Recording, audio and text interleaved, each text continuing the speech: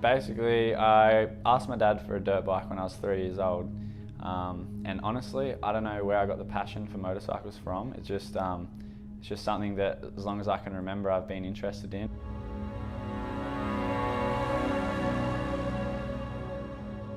The trick that I did last year, it's such a terrifying thing to do. I was honestly happy to be alive.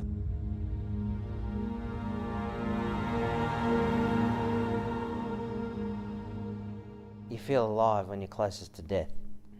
Yeah, I do. It's I guess that's exactly right. From the outside, it might look like 24-year-old Pat Bowden has a death wish, but it is quite the opposite. There's no illusion. I think sometimes in life you get complacent and you just take it for granted. And he's more than just a bloke who rides motorbikes. He's a young man who is testing the boundaries of human possibility, putting the theories of Isaac Newton and Albert Einstein to the test. But Pat knows he's on a deadline. I honestly feel like, I know that I have such a short window of time to accomplish my dreams, and it's not like the music industry where, as long as you feel passionate about singing, you can keep singing your whole life. In action sports, you have a window and you get to a certain age and you're not willing to risk it anymore. Injury and fear eventually take over. What this is called is freestyle motocross, and Pat is at the cutting edge of the sport. It's basically, I guess you can compare it to nowadays gymnastics on a motorcycle. So we hit a ramp that's set at 22 metres and we fly 40 feet above the ground and basically do gymnastics. Like, we can do backflips off the bike, on the bike, front flips, double backflips. Pretty much everything that you can really imagine is possible these days. Currently ranked number 3 in the world, he blasted onto the international stage last year at the first ever World Nitro Games. So last year I invented the world's first front flip ruler on a motorbike, which is basically hanging off the handlebars, travelling front ways on a dirt bike, which a front flip by itself has not really been done by a lot of people. So then to bring that extra trick to it was just never been really thought of or even, dreamed of. Yes. Double front flip. Greg Murphy, we didn't even get up. If he over-rotated, he's going to die. Literally the most insane thing I've ever thought.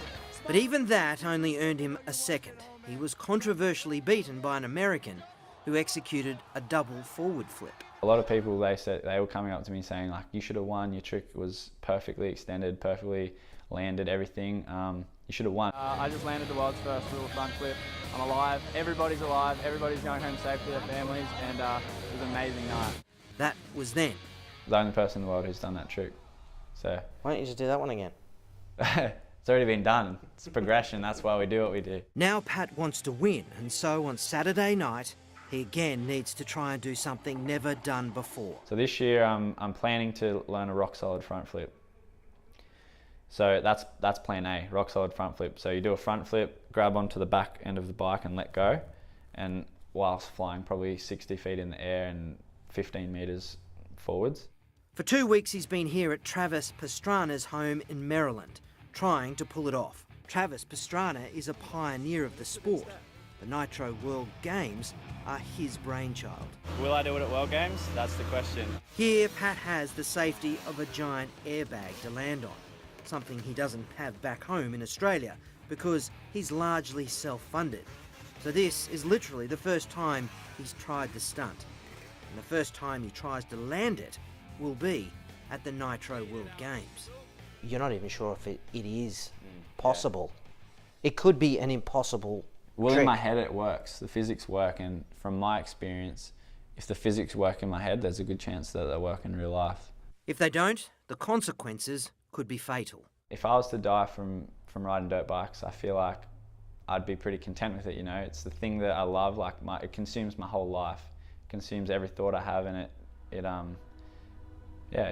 I've probably lived a pretty good life up until now. I've probably done more things than most people, so yeah, you got to die somehow, and why not die by the thing you love? And he's not being flippant when he says that. It's exactly how his father died, riding a motorbike. He was a coach basically for me, and I don't think I would be where I am without him. And I remember actually, probably it was 2 weeks before he passed away, we actually had the conversation about how he wanted to die, which is pretty strange. But don't get Pat wrong, he has no interest in dying, but he does want to get closer to the edge than anyone else in history. I definitely don't want to die.